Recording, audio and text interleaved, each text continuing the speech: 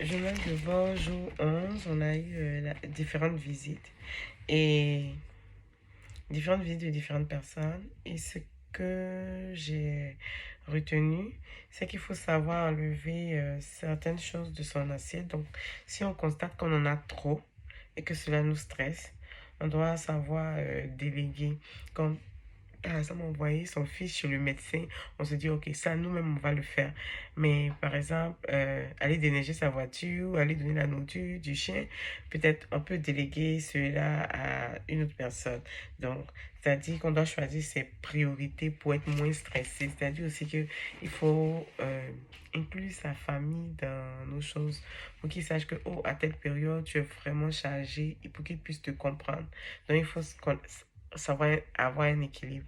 Et aussi, j'ai appris une idée sur Cope, c'est-à-dire que dans certaines écoles, ce qu'ils font, c'est que le professeur parle toujours en français et ce qu'on doit retenir, c'est que quand il veut parler en anglais, ils ont comme une petite marionnette et c'est la marionnette qui parle en anglais pour que l'enfant retienne que le prof parle toujours en français, que c'est la marionnette ceux qui parlent en anglais. Donc, si l'enfant est stressé, qui veut parler à quelqu'un en anglais, il va parler à la marionnette. Le prof va faire sortir la marionnette.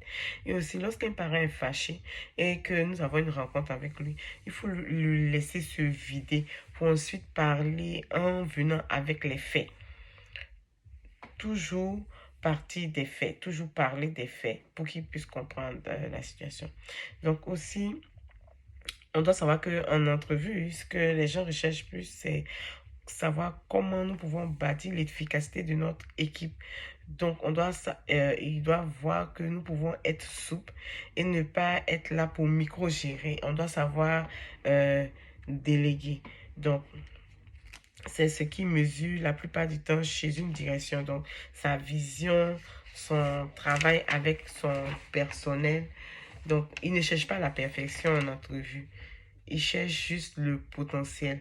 Et on a aussi vu l'étude des cas sur un enfant qui n'est pas arrivé à l'école et qu'ils ont appelé les parents comme à 11 heures pour dire que l'enfant n'est pas à l'école.